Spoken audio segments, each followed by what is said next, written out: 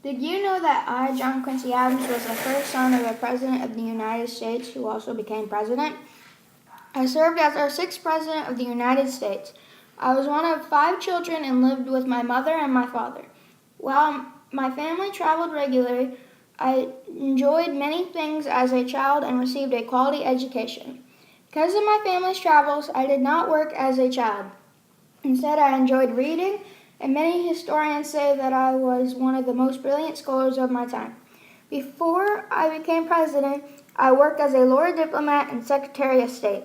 My road to the White House was full of controversy, but that did not stop me from promoting economic development, education, and paying off the national debt. I served 9 terms in Congress, worked in the House of Representatives, worked to end slavery, and lived to be 80 years old. I was regarded more as a scholar than as a presidential leader. I had a well-educated childhood.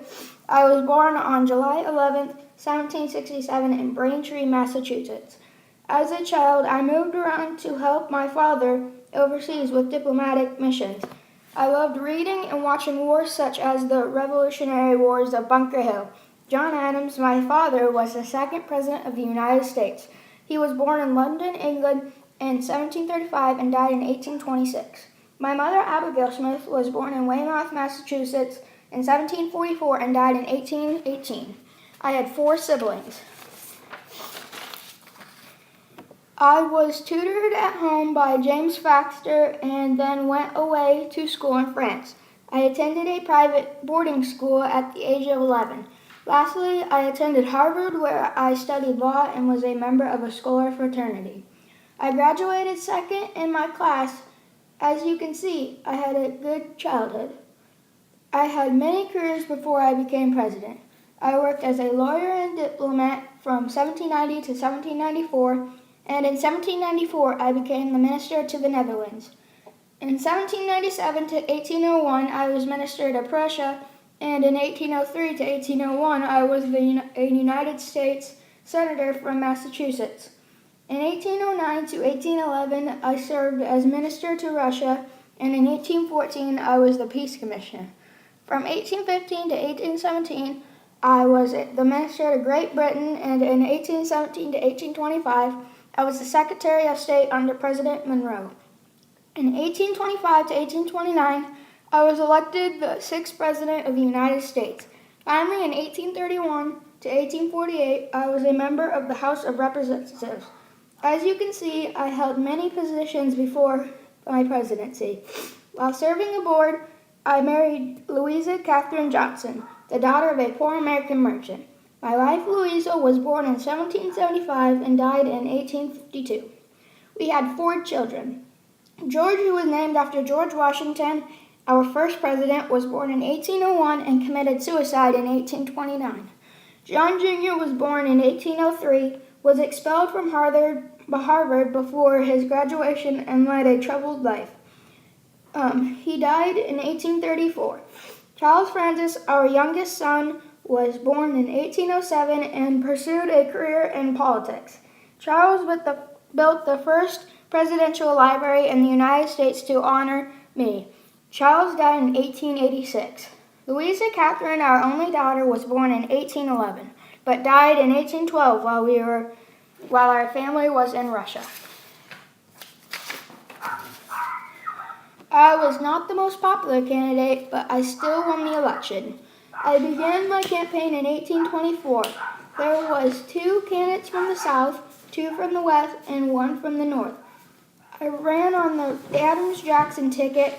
I was elected by the House of Representatives on February 9, 1825.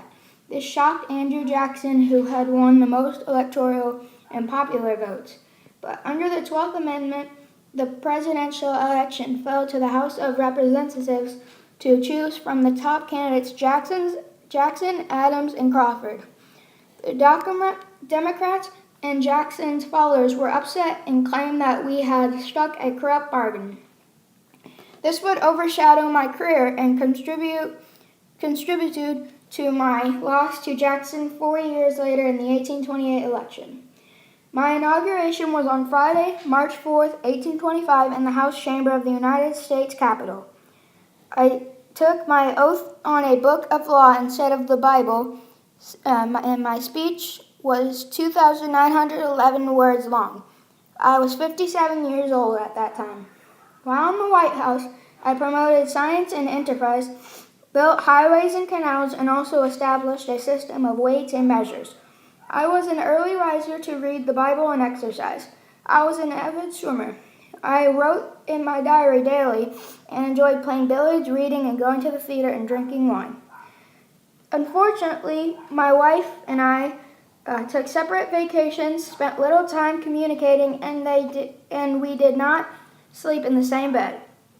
Some of my accomplishments while in office led to transforming America into a world power. This led to passing the Tariff of Abominations, which was a high tariff to support internal improvements like opening the Erie Canal, building roads, and economic development.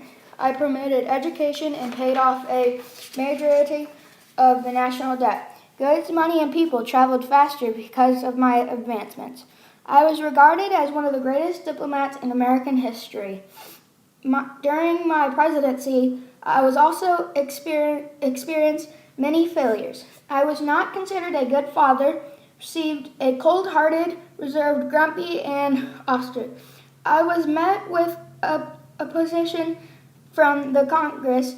I received little support for my science research and was known for my corrupt bargaining, which later led to my unsuccessful election of 1824. The people of this time regarded me as a scholar and not a leader. There are many interesting facts about me. I left office on March 4th, 1829, after losing the election to Andrew Jackson in 1828.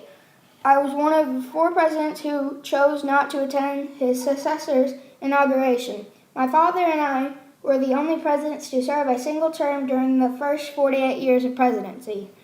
I was the first president to have his photograph taken. I did not retire after leaving office. Instead, I won a seat in the United States House of Representatives in the 1830 elections. I was the first president to serve in Congress after his term of office.